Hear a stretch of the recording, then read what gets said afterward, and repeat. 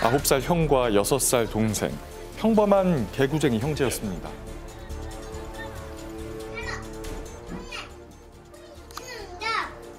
얼마나 이쁜데요, 걔. 지금도 눈앞에 서네요. 그런데 햄버거를 사러 간 엄마를 기다리는 사이 불행은 예고 없이 찾아왔습니다. 인도를 덮친 만취 운전자의 차량. 참혹했던 그날의 사고로 6살 하준이는 세상을 떠났는데 한 가정의 행복을 빼앗은 대낮 음주운전 사건, 그 전말을 알아봤습니다. 끔찍한 비극이 일어났던 사건 현장을 찾아가 봤는데요. 혹시 그때 사건이 보셨는지? 네, 저는 지금 보셨어요? 지금 부동산이라고 써 있는데 그 앞쪽으로 이렇게 쓰러져서 피가 이쪽으로 많이 이제 긁던 것 같아요. 이쪽 이쇠 저기 쪽에. 예. 벼락 맞는 소리. 빵! 한 거야. 네. 그래서 나가보니까는 차가 오면서 저 오토바이 빵 쳤어요. 네. 이 오토바이가 푹 나가면서 그 아저씨는 맞았고 그 다음에 가동 이게 새로 한 거거든. 그게 자빠지면서 애가 맞은 거야. 당시 바로 앞에서 사고가 벌어진 햄버거 가게. 이곳에서는 어떻게 기억하고 있을까요? 혹시 어땠어요, 그때 당시 상황이? 저희 그때 매장에서 일을 하고 있어서 그냥 사고가 난 거 같고. 네, 매장 바로 앞에 사고 난 거니까. 그날의 흔적은 참혹했던 현장을 짐작케 합니다. 승용차 앞부분이 심하게 부서졌고 사방으로 파편들이 흩어질 정도의 충격. 만취 차량이 들이박으면서 쓰러진 가로등이 옆에 서 있던 하준이를 덮친 건데요. 갑작스레 세상을 떠난 아들. 그날 이후 남겨진 가족들의 삶은 처참히 망가져 버렸습니다. 하준이 어머니는 아직도 그날이 생생한데요. 집에 가는 길목에 햄버거 가게가 있어요. 아이들이 햄버거 먹고 싶다고. 코로나 2.5 처음 시행 단계라서 엄마 혼자 주문하고 올 테니까 밖에 있으라고. 그래서 저 혼자 들어갔어요. 엄마 햄버거 먹고 싶어. 햄버거? 엄마 그냥 사줘. 하지만 당시는 코로나19 재확산으로 사회적 거리 두기가 강화된 때였습니다. 얘들아, 여기서 잠깐만 기다리고 있어. 결국 아이들은 가게 앞에서 기다리게 하고 엄마 혼자 햄버거를 포장하기 위해 들어갔습니다. 그런데 비극은 눈 깜짝할 새 벌어졌습니다. 이런 일이 있었어. 엄청난 굉음에 놀라 뛰쳐나온 엄마. 믿을 수 없는 광경에 주저앉을 수밖에 없었는데요. 단 3분 만에 벌어진 끔찍한 일이었습니다. 그 누가 대낮에 인도에서 이런 일이 있을 거라고 상상할 수 있을까요? 정말 5분도 채 안 되는 시간에 그렇게 됐어요, 저는. 웃음이 되게 많고 그다음에 진짜 흥이 너무 많아서 동네 분들이나 동네 친구들, 형, 동생 할 거 없이 정말 많이 예뻐해 주셨었어요. 그 사고 이후로 행복했던 일상들이 가해자로 인해서 다 뒤바뀌어 버렸어요. 유난히 애교가 많고 밝았던 막내 아들 하준이는 이제 사진으로밖에 만날 수 없습니다. 하나 남았어. 과연 성공일까요? 영상 속 생생한 아들의 모습에 그리움은 더 깊어져 가는데요. 하준이를 오래 지켜봐온 이웃들의 안타까움도 큽니다.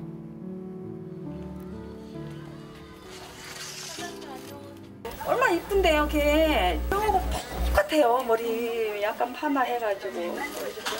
사람들이 이렇게 많이 모여있더라고요. 그래서 내가 가서 봤어요. 봤더니 걔가 피 흘리면서 누워있는데 갠 거예요. 가지고 얼마나 놀렸는데, 걔. 자주 보던 애들이니까 지금도 눈앞에 서네요. 애가 되게 진짜 맑은 아이였거든. 천사같은 애였는데 너무 아까운 애기가 죽었어. 코앞에 지나갈 때마다 그 장면이 지금도 내 보이는 거야. 당시 간발의 차이로 참변을 면한 하준이의 형. 코로나19로 인해 학교와 유치원을 못 가는 날이 많아지면서 하루 중에 동생과 가장 오랜 시간을 지낸 둘도 없는 형제이자 친구였는데요. 갑자기 찾아온 이별은 9살 아이가 감당하기엔 너무나 버거운 일입니다. 첫째 아이는 아이가 머리 맞는 것까지 다 옆에서 지켜봤어요. 내 동생 살려달라고 살려주세요. 거기서 못해서 외치는 소리 들리고.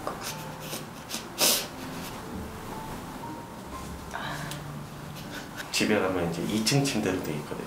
그래서 형은 2층, 동생은 1층에서 자는데 이 사고 난 이후부터 첫째가 혼자서 못 자요. 눈앞에서 끔찍한 사고를 목격한 형 하민이. 이 아이의 마음은 어떨까라고 생각하면 공포와 극도의 두려움, 안전하지 않은 세상에 대한 불신, 또 혼자 살아남은 거에 대한 부적절한 죄책감이죠. 이건 아이가 느낄 죄책감이 아니지만 심정적으로는 죄책감을 느낄 겁니다. 평범한 가족의 행복을 짓밟은 김 씨. 당시 수사를 맡은 경찰서를 찾아가 봤습니다. 근데 그 알코올 수치나 이런 게 어느 정도는 그 수치를 원래 말씀드리면 안 되는 거예요. 음주운전은 혹시 했던 거죠? 그렇죠. 그러니까 뭐 저기 지금 재판받고 있는 거고. 예.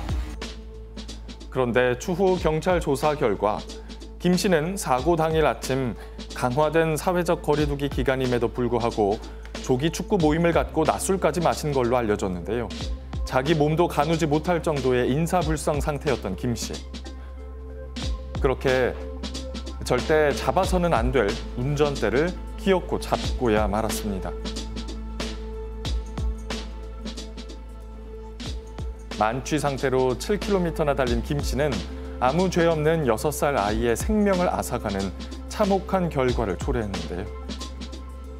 그런데 이러한 김 씨의 음주운전은 처음이 아니었습니다. 2005년에도 이때도 음주상담으로 벌금 차라리 때 성에 좀 더 세게 받으셨으면 다시는 안 하지 않았을까. 제대로 처벌했다면 막을 수도 있지 않았을까.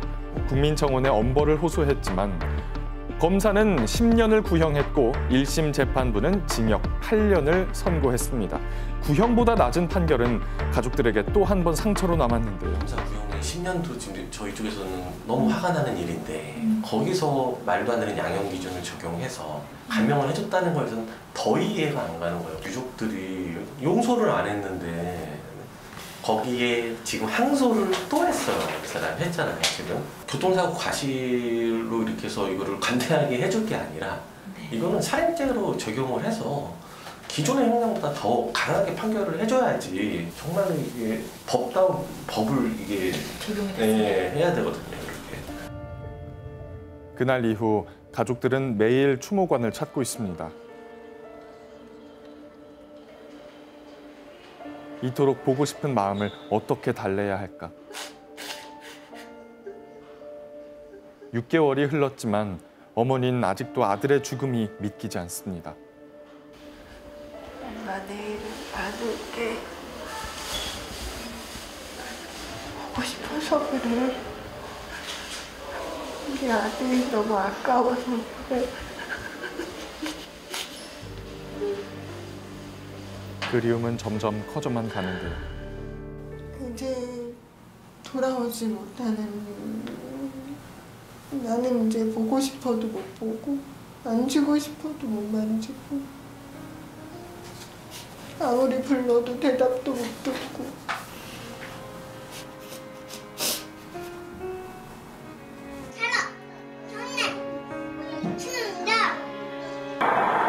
음주운전 때문에 짧은 생을 마감한 하준이. 그리고 씻을 수 없는 상처를 안고 살아가야 하는 가족들. 그 고통의 무게에 걸맞는 처벌의 크기 얼마나 돼야 할까요? 대낮에 일어난 음주운전 때문에 6살 아이가 세상을 떠났습니다. 가해자에 대한 재판은 지금 계속 이루어지고 있는 거죠? 예, 그렇습니다. 그러니까 1심에서 지금 검찰이 징역 10년형을 구형을 했었는데요. 검찰의 구형 이유는 이분이 과거에 음주운전 전과가 있다. 그다음에 낮술을 먹고 운전을 했었다. 특히 코로나 방역이라고 하는 비상시국에 음주운전 사고를 냈다. 이런 점을 기준으로 해서 10년을 구형을 했었는데 법원의 1심 판결은 징역 8년형에 그쳤습니다. 근데 이제 법원의 판결문을 보면 어쨌든 본인이 반성문을 제출을 하고 있고 반성을 하고 있는 것으로 보인다. 두 번째는 종합보험에 가입됐기 때문에 피해자에게 어느 정도 법에 정한 기준의 피해 보상이 이루어질 가능성이 있다. 이런 사유로 징역 8년형을 선고를 한 겁니다. 아니 그런데 그 자동차 종합보험에 가입을 하는 게 감형 이유가 되더라고요. 그 원인이 뭔가요? 그러니까 이제 법률상으로는 법에 정한 기준만큼의 보상이 되기 때문에 감형을 해준다라는 건데 실은 거의 98%의 자동차가 지금 종합보험에 가입이 돼 있습니다. 그렇죠. 그러다 보니까 이게 특별히 감형 요소가 될 수 있을 것인가에 대해서 법조계에서도 여러 가지 논란이 있는데 어쨌든 이번 사건 재판부에서는 감형 요인으로 보고 감형을 해준 것입니다. 음주운전 사망자를 낼 경우에는 뭐 최대 무기징역까지도 가능하다. 일명 윤창호법이 시행이 됐는데도 좀 처벌이 이렇게 강화됐는데 음주운전 처벌은 실제로는 징역 8년이 최대입니다. 어떻게 보십니까? 그래서 이제 일단 이제 법원의 시각은 이게 고의범이냐 과실범이냐 이걸 갔을 때 큰 틀에서 보면 과실범이다. 이제 이런 시각에서 음주운전 사고를 보는 것 같고요. 그러다 보니까 대법원이 정한 음주운전 교통사고에 대한 양형 기준은 징역 4년에서 징역 8년형의 범위 내에서 처벌을 한다. 이렇게 되어 있기 때문에 좀 더 강하게 처벌을 하기 위해서는 대법원의 양형 기준을 상향하는 것이 필요하지 않나 싶습니다. 네, 이렇게 낮술 음주운전 사건으로 6살 아이가 세상을 떠났습니다. 현재 가해자는 항소를 했고 2심을 기다리고 있는데요. 가족들은 평생 씻을 수 없는 상처를 안았습니다. 여러분이 배심원이라면 어떤 판결을 내리시겠습니까? 지금까지 국민배심원이었습니다. 네, 이어서 한문철의 블랙박스 만나보시겠습니다. 가장 먼저 만나보실 사고, 커브길 과속 사고인데요. 바로 만나보시죠. 찰나의 순간이 담긴 사고 영상 속 숨은 1%를 찾아 분석합니다. 한문철의 블랙박스. 차량 단독 사고가 많은 곳이 있습니다. 바로 커브길인데요. 분명히 안쪽으로 핸들을 꺾었는데 차가 바깥쪽으로 돌진하는가 하면 중앙선을 넘어 도로 밖으로 굴러 떨어지는 대형 사고까지 발생하기도 합니다. 이 모든 원인은 아시겠지만 빠른 속도에 있습니다. 커브길에서는 속도를 제어하기가 힘들기 때문인데요. 커브길 사고의 위험성 지금부터 만나보시죠. 지난 1일이었습니다. 근로자 12명을 태운 승합차가 출근길 고속도로를 달리던 그때 갑자기 차가 전복됐습니다. 도대체 어떻게 된 일일까요? 안녕하세요. 속도를 내서 앞질러 가서 위험한데 사고 나겠네 했는데 이제 사고가 나더라고요. 이제 사고 났을 당시에 만약에 제가 안전거리 미약부였다면 제동을 못해서 저도 같이 사고가 나지 않았을까. 아찔함으로 남은 그날의 기억. 당시 사고 현장을 찾아가 봤습니다. 여기 안전지대죠. 안전지대에서 이렇게 들어오셔가지고 여기서 이제 제가 뒤쪽에서만 여기죠. 이쪽 부분이에요. 지금 이쪽 부분? 네, 여기서 이게 지금 이거 세운 건데 이전엔 없었거든요. 손을 제대로 돌지 못하고 보시면 이렇게 놓은 게 아니라 이렇게 가봤습니다. 놀랍죠. 그냥 뭐 충격적이라고 해야?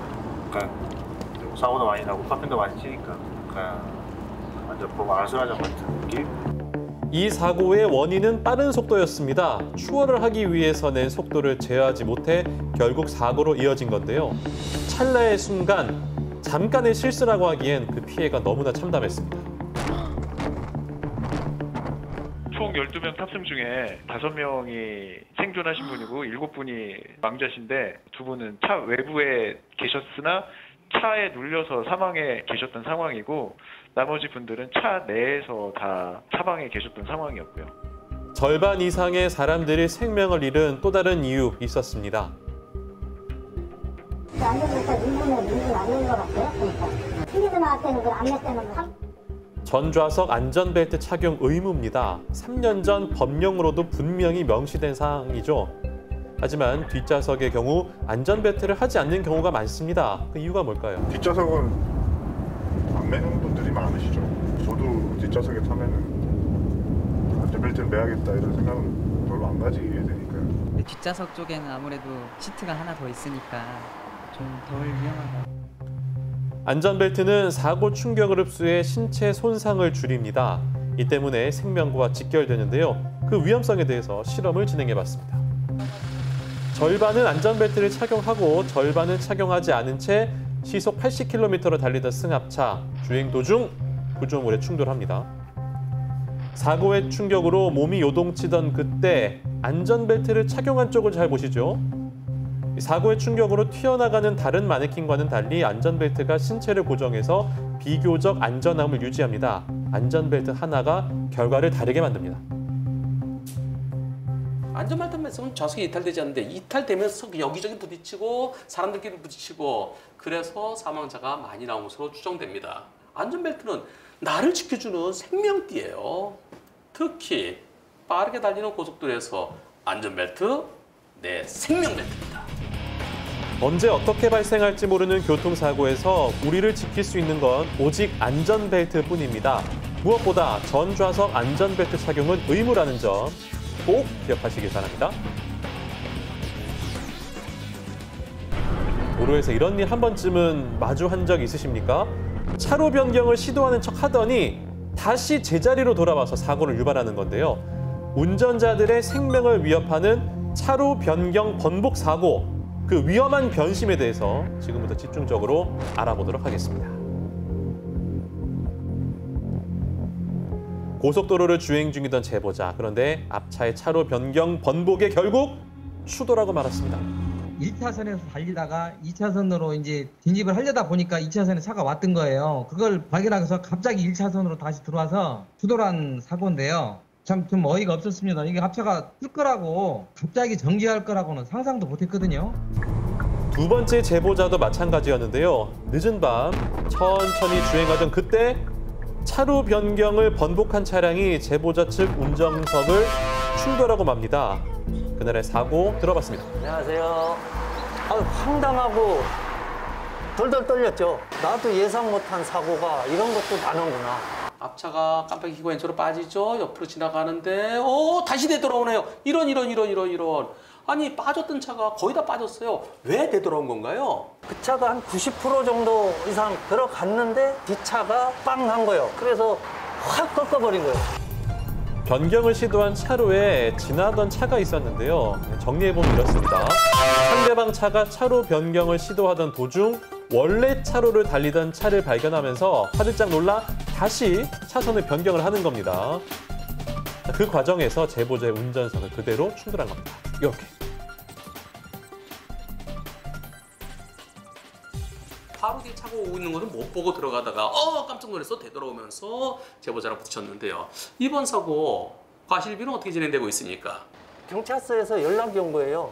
가서 조사를 받으니까 사장님이 잘못한 거다. 완전히 들어가지 않았기 때문에 차선 변경으로 안 본다 이거죠. 뒷차가 이 차를 주의해서 갈 의무가 있는데 그거를 안 했다 이거죠. 앞바퀴는 요 차선에 걸려있고 뒷바퀴는 아직까지 3차로에 있다는 거죠. 그러니까 이 차는 빠져나간 게 아니다. 아직까지 3차로에 있다. 3차로에 있으면 이 차와 제보자는 앞뒤 관계다. 앞뒤 관계일 때는 안전거리를 확보했어야 되는데 왜 뒤에서 안전거리 확보하지 못하고 들이받았느냐. 이런 입장이군요. 그러나 앞뒤 관계라는 것은 상대차가 내 앞을 가로막고 있어서 내가 지나가기 어려운 상태. 그럴 땐 뒷차가 더 잘못으로 봐야 되겠죠. 하지만 지금은 다 빠져나갔어요. 남은 거 내가 충분히 지나갈 수 있습니다. 하지만 아무리 차로를 벗어난 상황이었다 할지라도 안전 의무를 소홀히 할 수는 없겠죠. 다만 제보자로서 처음에 앞차랑 간격이 좁아요. 그리고 앞차가 빠져나가겠지? 그게 아니고 완전히 빠져나가는 걸 보고 지나려 했더라면 하는 아쉬움이 남습니다. 전체적으로 앞차 잘못이 더 커 보이고요. 앞차 70, 제보자 30으로 보입니다. 차로 변경 번복은 지양하고 안전거리는 유지하는 자세 꼭 지켜주시길 바랍니다.